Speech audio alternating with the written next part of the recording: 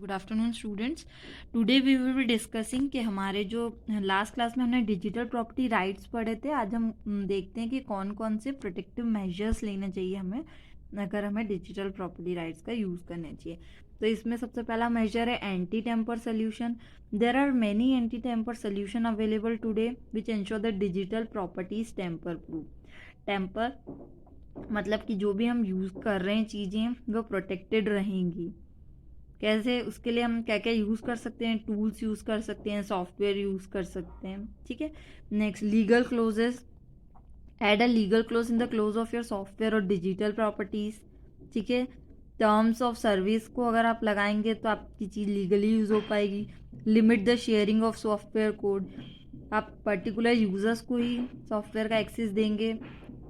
ठीक है। तो इस तरीके से हम हमारे राइट्स का यूज़ कर पाएंगे बेसिकली। नेक्स्ट हमारा प्लेगरिज्म है। प्लेगरिज्म बहुत ही कॉमन टर्म है।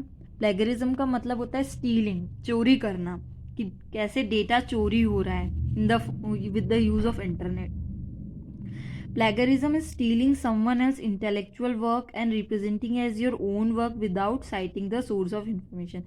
मतलब एक पर्टिकुलर पर्सन का डेटा है, वो उसका कॉपीराइट है, अगर हम उसे चुरा कर यूज़ कर रहे हैं हमारा डेटा बोलते हुए, तो it is basically a crime. तो किसी का भी डेटा चुरा कर अनऑथराइज फॉर्म में हम उसे यूज़ करते हैं, that means we are stealing somebody's data.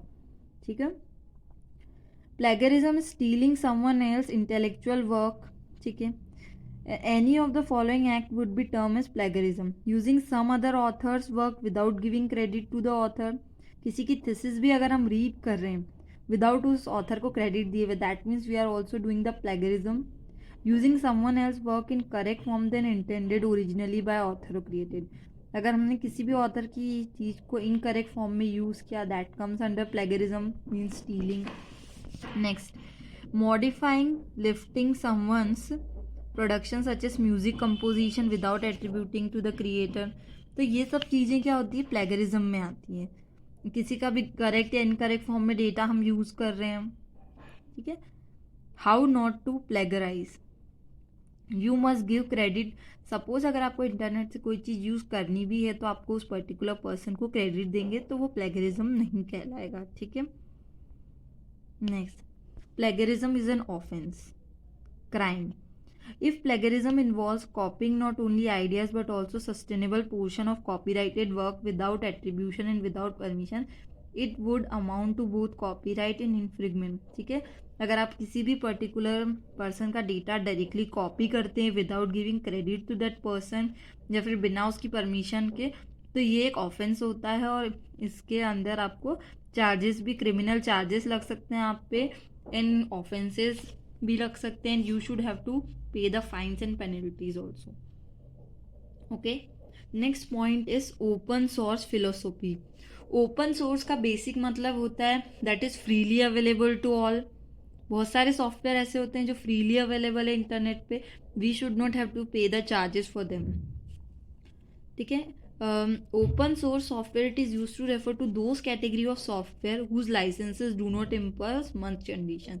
In software को यूज़ करने के लिए बहुत ज़्यादा कंडीशंस नहीं दी हुई होती है, simply we can use them with freedom.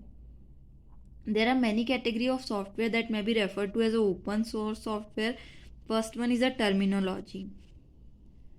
दो तरीके के सॉफ्टवेयर होते हैं हमारे, दो तरीके की टर्मिनोलॉजीज यूज़ करते हैं, एक फ्री सॉफ्टवेयर होते हैं, एक open source software. Free software means the software is freely accessible and can be freely use, change, improve, copied and distributed. ठीक है।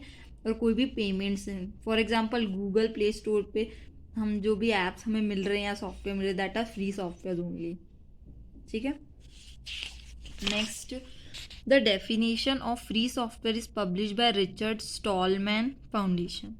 Next, अब देखते हैं हम ओपन सोर्स सॉफ्टवेयर क्या होते हैं। Open source software can be freely use but it does not have to be free of charge. Here are the company constructing the business model. ठीक है। तो कुछ चार्जेस लिए जाते हैं कंपनीज के द्वारा। ठीक है। What is important to know here is that in open source software the code is freely available to the customer. ठीक है। अब नेक्स्ट हम देखते हैं what is the philosophy behind the open source software.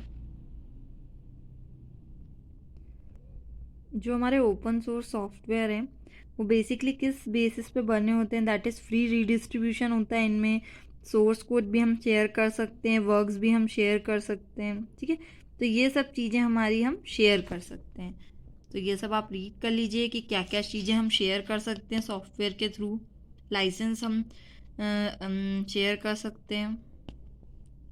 A software which is free as well as open belongs to the category FOSS, free and open source software.